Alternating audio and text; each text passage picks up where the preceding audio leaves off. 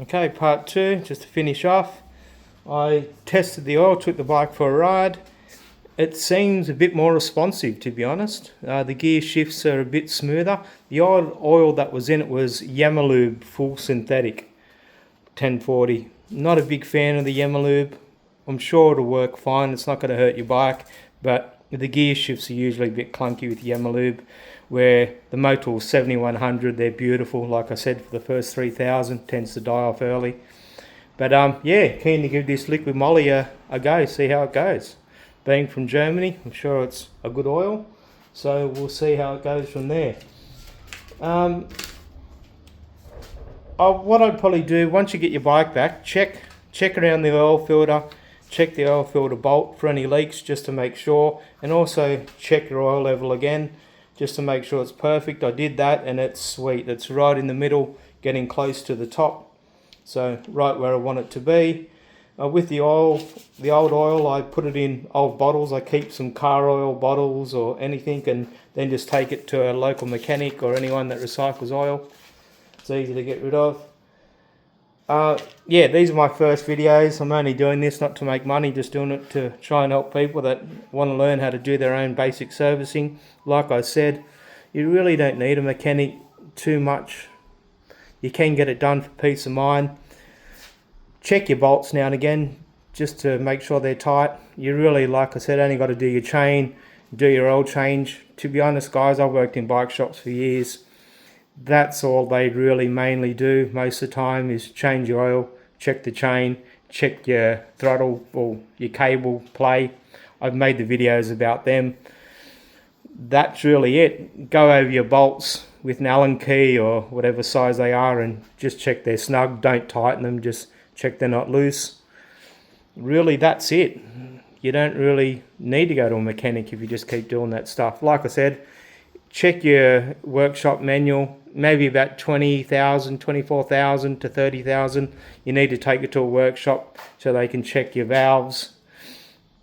But that's really about it. Just check your bolts are done, keep your tire pressures up to date, keep your chain tight like I showed you in the other video.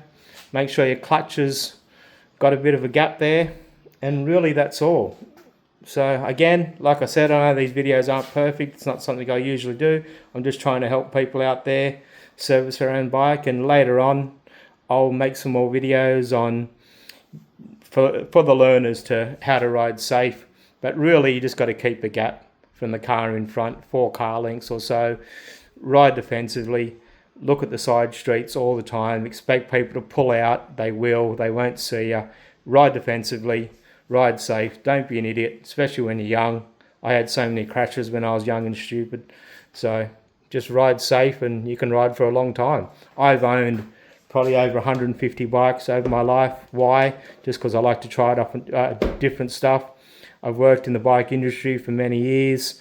I love my motorcycling. Been doing it since I was a young kid. And motorcycling's awesome. But you got to do it safely. You got to do it smartly. And that way, like I said, you can do it for a long time, not a short time, and not end up with one leg or something. So it is a dangerous hobby, but there are safe ways to do it if you're smart. And better to start young and be smart. Like I said, I'll make some safety videos later on, and I'll do some bike reviews later on when I get a GoPro. But here's a quick bike review. MT09. I've owned probably 4 of them. They're incredible bikes. One of the best bikes ever. Other bikes I love. GSXR 750. I've owned Panigales. I've owned S1000RRs. I tend to stay away from the Euro stuff, even though I love them. It's a love-hate relationship. Love the look of them.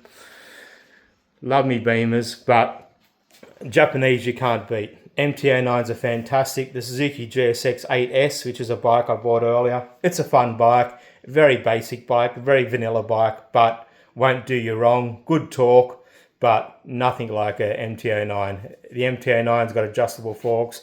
It's just a lot more dialed in. It's a lot nicer. It's a fantastic bike, the MT09. But the GSX 8S is good if that's all you got in your budget. But stick with Japanese. You can't go wrong. Be careful of Euro. They cost a lot of money to get serviced. And to keep the warranty up, they want you to service it with them. It's a bit of a trap. But yeah, anyway, all the best. Ride safe. I'll see you in the next video. Bye.